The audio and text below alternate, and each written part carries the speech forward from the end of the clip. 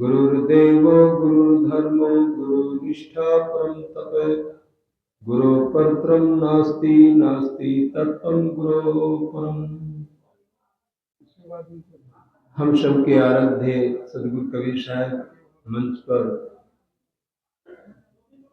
सदगुरु के स्वरूप में श्री निर्णय साहिब मंच पर उपस्थित सभी संत और सदगुरु के प्रेमी भक्तों भक्तमती माताएं बहनों, ये हर वर्ष आप सबको ये कार्यक्रम मिलता है और इस कार्यक्रम में हम सब सद्बोध को प्राप्त करके अपने जीवन को शांति की से जीने का यहाँ से लक्ष्य भाव लेकर के जाए, यही गुरु भक्ति का फल है। सदगुरु की वाणी हमें क्रम सुधार और अपने मन में शांत होना सिखाती है। जिस व्यक्ति का कर्म ठीक नहीं है उसका जीवन भी ठीक नहीं है। कर्म को प्रधान माना गया, कर्म प्रधान विश्व कर राखा, जस कर्म क्यों दस पर जाखा। हम सब तीन प्रकार से कर्म करते हैं, मन से, वचन से, तन से, और तीनों के सुधार के लिए ये सत्संग, ये ज्ञान उपदेश हमें मिलता है। मन में ईर्ष्या की याद लगी है, वो व्यक्ति किसी को शांति क्या देगा, वो अपने आप ही शांत नहीं रहता है। ईर्ष्या की याद को बुझाने के लिए हमें संत कहते हैं कि प्रेम, एक दूसरे से प्रेम भाव रखो। प्रेम न बाड़ी उपजे, प्रेम न हाट बिकाए, बिना प्रेम का मानवा बांधे। ये ईर्ष्या की याद में हम सब जलते रहते हैं। इस ईर्ष्या की याद को बुझाने के लिए हम संत गुरु के चरणों में आते हैं। अपनी अपनी याद में सब जग जरता जाई, ऐसा कोई न मिला जासो रही। ऐसे संत गुरु होते जो ईर्ष्या की याद को, क्रोध की याद को बुझा लेते हैं, अहंकार की याद को बुझा लेते हैं। इसलिए हम उनके चरणों में श्रद्धा भाव से जुड़ते हैं। जो व्यक्ति संतों के चरणों में जुड़ करके अपनी कमियों को ढोंक लेता है, यही भक्ति का फल है। भक्ति करने से दुख की निवृत्ति और ज्ञान की प्राप्ति होती है धीरे धीरे, और ज्ञान के बिना आदमी अपने आप का सुधार नहीं कर पाता, और साधना भजन तो कहां से कर पाएगा। जब आदमी अपने कर्मों को ठीक नहीं कर पाता तो वो अपने आप में भी शांत नहीं रह पाता है,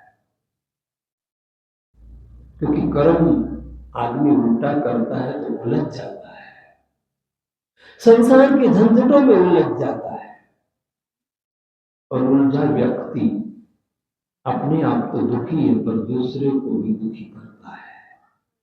जिसके पास जो होता है वह तो देता है। इसलिए संत गुरु शांत होते हैं, मस्त होते हैं और प्रेम से आपस में मिलजुल के रहते हैं, तो वही संदेश हम सबको देते हैं। ऐसे संतों के चरणों में आपको शीतलता मिलती है, शांति मिलती है। इसलिए गुरु संतों का इसलिए बहुत बड़ा पद है, इससे बड़ा कोई पद नहीं, ये परमात्मा का पद है। हम संत गुरु से अलग कहीं परमात्मा मानते नहीं। पवित्र आत्मा का नाम ही तो परमात्मा है, ब्रह्म जमा आत्मा परमात्मा। हम परमात्मा को कहीं अलग ढूंढते हैं, यह अज्ञानता भी धीरे धीरे समझ में आती है। इसलिए आदमी जो अलग अलग भगवान ईश्वर मानता है तो इंसान के साथ मानो वो गलत व्यवहार करता है और भगवान को मान करके खुश करके भगवान से सारे पाप कटवाना चाहता है। इस अज्ञानता को मिटाने के लिए सदगुरु कबीर साहब ने हम सबको अपनी वाणी में उपदेश दिया है। इसलिए एक बार कोई सज्जन भक्त जो है अपने गुरु के दर्शन के लिए कहा। अब दर्शन के लिए जाते हैं तो गुरु की पूजा में कुछ पत्र फूल फल ये भी अर्पित करना चाहिए। भक्ति का प्रतीक है, ये श्रद्धा और प्रेम का प्रतीक है। हम किसी रिश्तेदारी में जाते हैं तो वहां भी बच्चों के लिए कुछ फल फूल ले जाते हैं, इसलिए ले जाते हैं कि उनके प्रति हमारा प्रेम है। और प्रेम में कुछ हम लेकर के जाते हैं। ऐसे संत गुरु से प्रेम है तो संत गुरु को भी कुछ हम पत्र फूल से उनका आदर करते हैं, स्वागत करते हैं, उनकी सेवा में अर्पित करते हैं। और श्रद्धावान लभते ज्ञान इसलिए जिसके अंदर श्रद्धा होती है गुरु संतों के प्रति तो वही ज्ञान को प्राप्त करता है, वही समझ को प्राप्त करता है, वही अपने अंदर की अज्ञानता को, अपने अंदर के पाप को, अपने अंदर के अवगुण को निकालता है। कहते हैं वो व्यक्ति कुछ फल लेकर के गया, उसके घर में आम के वृक्ष थे, आम का मौसम था और पैदल का समय था, आज जैसी व्यवस्था नहीं थी। फौरन 2 घंटे में कहीं का कहीं आदमी पहुंच जाता है, ऐसी व्यवस्था है। पहले आदमी जो है पैदल चलते थे और पैदल चलते तो आदमी को जब मेहनत करता है तो भूख भी लगती है, इसलिए आदमी को मेहनती रहना चाहिए। अगर शरीर से स्वस्थ रहना चाहते हो तो इसलिए शरीर को पूरा कसो। सोना अग्नि में शुद्ध होता है और आपका शरीर, जब आप शरीर से पसीना निकालते हो तब आपका शरीर स्वस्थ रहेगा। इसलिए सोना शुद्ध होता है अग्नि में और आपका शरीर जितना मेहनती होता है, सेवा करता है, उतना आप सुखी रहेंगे, स्वस्थ रहेंगे। इसलिए महापुरुष ने बहुत सूत्र दिए हम सबको, तन पवित्र सेवा की। तन की पवित्रता सेवा करने से होती है और जीवन का महत्व भी सेवा से ही आदमी, नहीं तो क्या है, आपका शरीर मिट्टी का एक स्वरूप है, वो क्या है, और मिट्टी मिल जाएगा।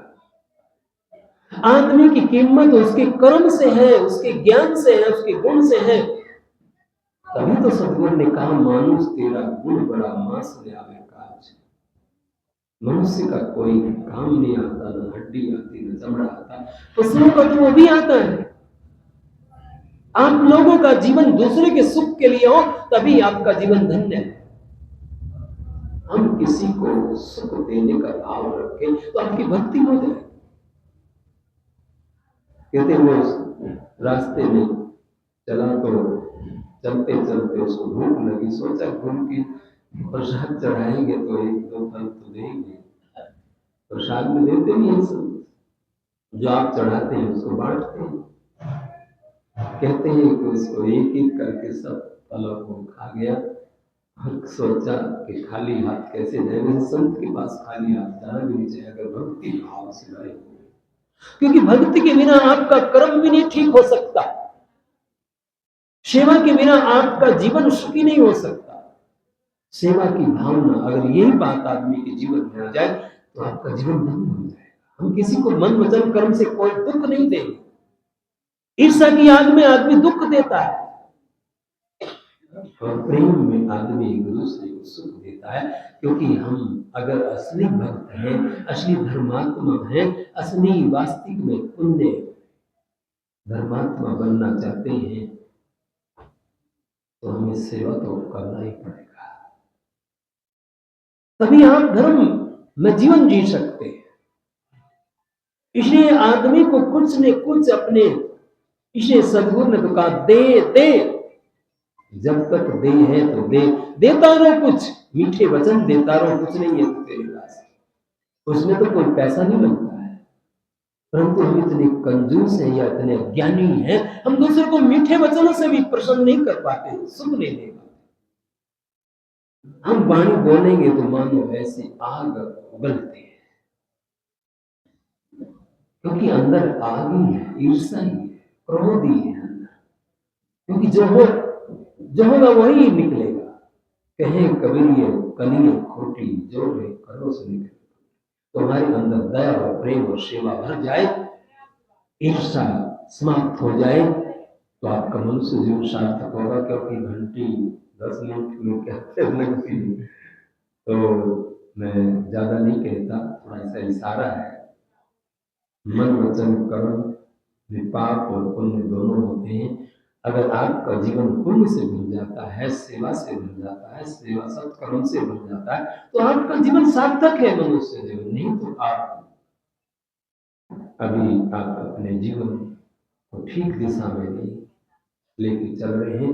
यही गुरु जो है सही दिशा देते हैं, इसलिए उनके चरणों में नतमस्तक होकर के जुड़े रहिए, तो आपका जीवन धीरे धीरे सुधरेगा। इन्हीं वाणी के आधार से वाणी को ग्रहण। बोलिए सदगुरु कबीर साहेब की, संत समाज की।